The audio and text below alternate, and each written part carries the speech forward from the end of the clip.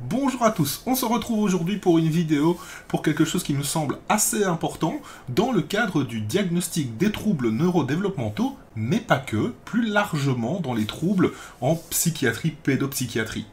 Donc ce que je vais faire ici, c'est simplement vous présenter 4 grandes clés du diagnostic qui vont permettre en fait de savoir quels outils nous allons utiliser, quelles sont les informations dont nous avons besoin pour avoir des hypothèses diagnostiques et tenter de les confirmer au mieux.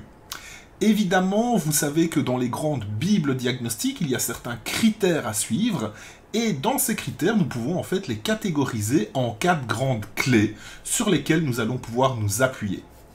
Alors, la première de ces clés, bien sûr, c'est la temporalité.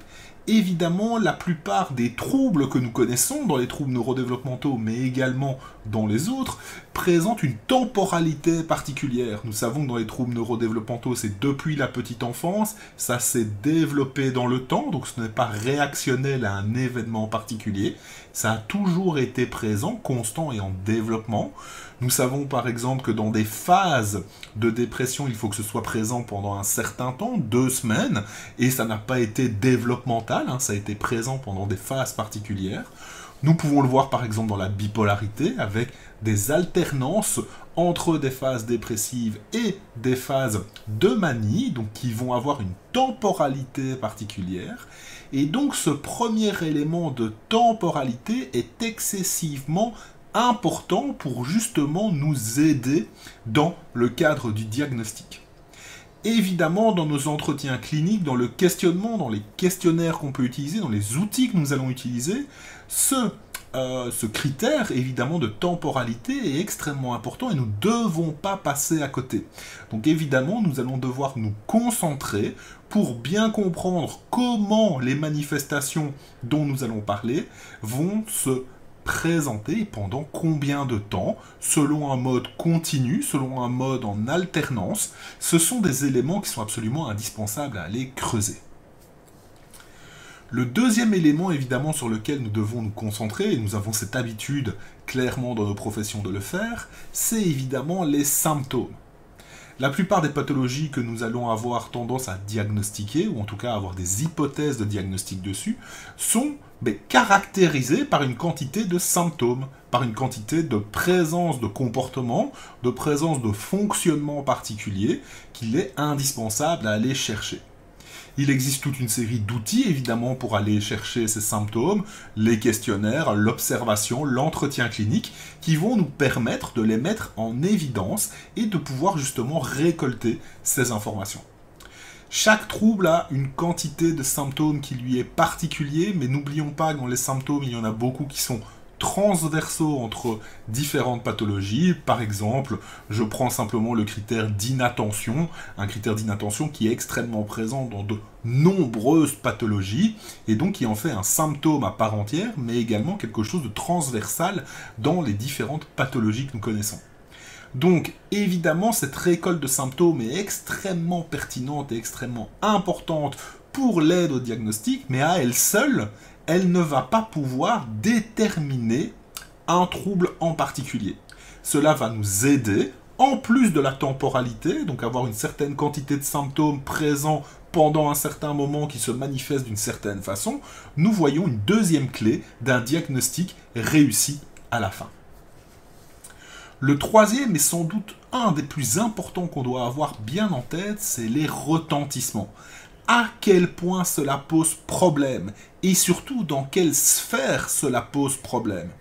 Évidemment, c'est essentiel pour le diagnostic, mais également dans une vision à plus long terme, qui est la prise en charge.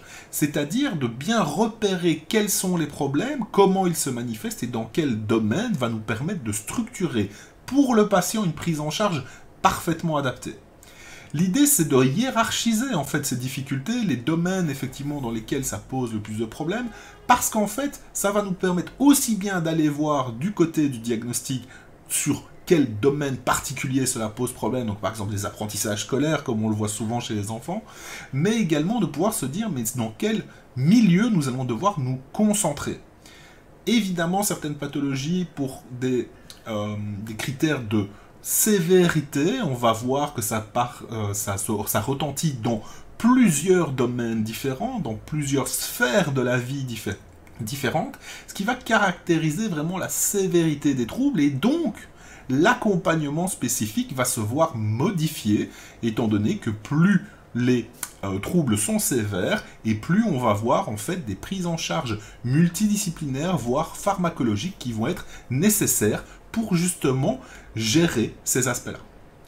Évidemment, même chose, nous avons une série de questionnaires qui nous permettent d'aller évaluer ces retentissements dans différents domaines. L'entretien clinique reste encore une fois quelque chose de très pertinent avec le patient pour voir un petit peu où, pour lui, où se trouvent les problèmes en priorité, sur quoi il souhaite que l'on travaille par la suite si cela est nécessaire. Enfin, le dernier point, évidemment, alors dans les grands manuels de diagnostic de psychiatrie, comme le DSM-5 par exemple, la plupart des pathologies, la très grande majorité des pathologies d'ailleurs, ont ce dernier critère en lien avec justement le trouble, c'est la question du diagnostic différentiel. Ce diagnostic différentiel se fait la plupart du temps en équipe et va avoir cette possibilité de dire « Ok, la symptomatologie que j'ai là, avec ce retentissement-là et une temporalité particulière, eh bien en fait, il n'y a rien d'autre que le trouble en question qui puisse expliquer ce que j'ai en face de moi. » Donc l'objectif, c'est d'aller écarter, évidemment, tout ce qui pourrait mieux expliquer les troubles que nous avons en face de nous, mais également de travailler sur cet aspect de comorbidité. C'est-à-dire que cette temporalité, cette symptomatologie et ce retentissement, peut-être qu'ils ne sont pas uniquement dus à une seule pathologie, mais peut-être à plusieurs pathologies combinées. Le diagnostic différentiel, c'est à ça qu'il va mener. C'est cette idée vraiment d'aller chercher les pathologies qui manifestent les mêmes symptômes et peut-être même les mêmes retentissements, avec une temporalité particulière, et d'essayer de décortiquer un petit peu le profil que nous avons en face de nous, pour être capable de dire voilà à quoi, en face de quoi je suis aujourd'hui, et ce que je peux vous proposer en termes d'accompagnement. Ce diagnostic différentiel, évidemment, repose toujours sur les mêmes outils, les questionnaires, les observations, les entretiens cliniques, de la psychométrie éventuelle, dans certains cas de pathologie. Donc, vous voyez un petit peu ici, en résumé, les 4 clés pour aboutir à un diagnostic efficace qui va nous permettre justement un meilleur accompagnement des patients que nous recevons. J'espère que cette vidéo vous aura été utile, vous permettra justement de mieux connaître, de mieux avancer dans votre pratique d'évaluation, et on se retrouve tout bientôt pour d'autres vidéos. Allez.